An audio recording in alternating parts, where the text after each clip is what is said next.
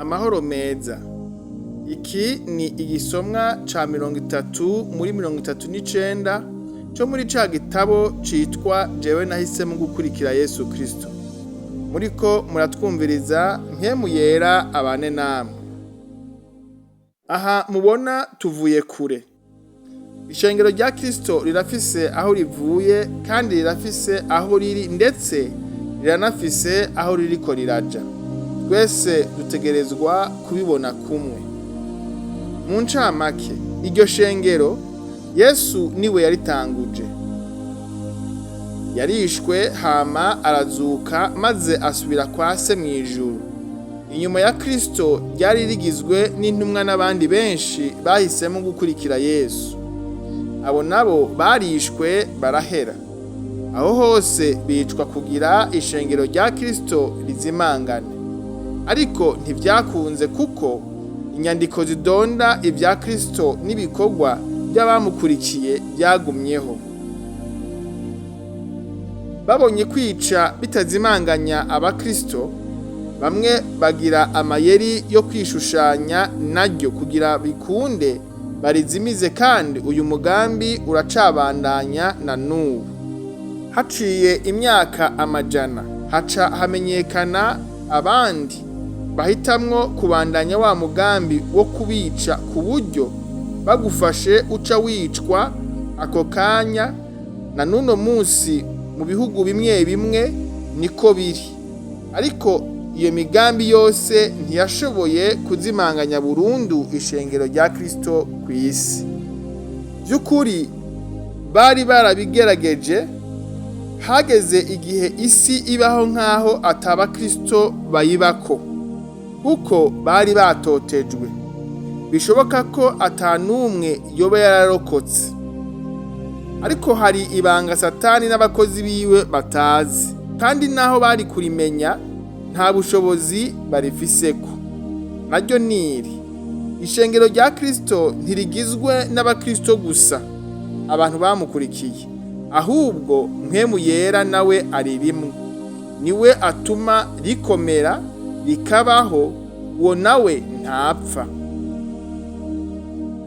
Nyuma y'ibinyana byinshi niho mpemu yera yasubira kuja aragendera abantu batandukanye, ibahamagarira gukora iki canke kiriya kugira ishengero rya KRISTO risubire rikore igikorwa caryo hano kw'isi. Ariko ya migambi ntiyigeze ihagarara yo kwica no kwishushanya n'abakristo. Kubera ko inyandiko zidonda ubuzima bwa Yesu zari zarahishijwe, byatumye umwe wese muri bamwe bahamagarirwa kugira ico bakora, baza barishiriraho amategeko abagenga batisunze ubuzima ndetse n'amajambo bya Yesu KRISTO.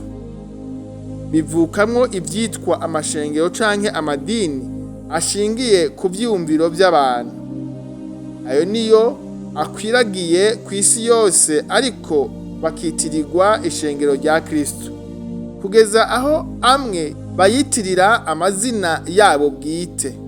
Aho hose Satani yaguma avyivangamwo, ni ukugira ngo abandanye azimiza, yongere ajuragize abantu kugira umubiri wa KRISTO ntiwubakike ngo ube umwe. Izi ntambara zose ishengero rya KRISTO ryaciyemwo canke ricamwo ntizabujije ko Imana yubaka umubiri wa KRISTO muri bwa buryo bwo guhishurirwa na mpemu yera ico gukora. Ndetse gushika ubu abakristo bari mw'isi yose, kandi benshi bagendana ibanga ryo kumva no kumvira amajambo yose Yesu yavuze, hamwe no kumvira mpemu yera ari muri bo. Mu bihugu bitandukanye iryo shengero rya KRISTO canke uwo mubiri wa KRISTO urahari. Naho dusanzariye muri ayo mashengero, ariko turahari. Naho twahamagawe mu buryo butandukanye, ariko turahari. Naho ibikorwa dukora bitandukanye, ariko turahari. Naho tutameze kumwe, ariko turi hose. Mwibuke ko turiko tuja kwa Data mw'ijuru. Mwibuke ko kuhari kugira igitigiri gikwiye cyo mu batoranijwe kibone ingene cinjira mu ishengero rya Kristo. Mwibuke ko tuganzwa n'umwami Yesu Kristo. Mwibuke ko dutegerezwa kumvira ibyo Yesu yatugeze. Mwibuke ko tubyigishwa hama tukabyibutswa na Mwemu Yera.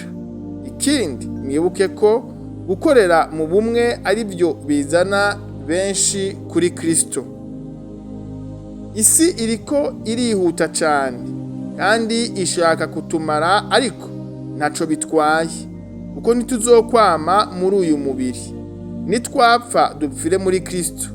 Rero ko tukiri muri uyu mubiri, mureke tube kandi dukore ibya Kristo, twoye gusamara kandi tugume mu ntumbero yacu.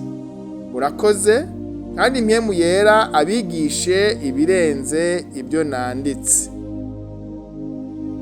Hamwe woba wifuza ico gitabo cyose mu bwoko bwa PDF canke mu majwi, mwotwandikira kuri WhatsApp yacu akamenyetso ko guteranya 257 71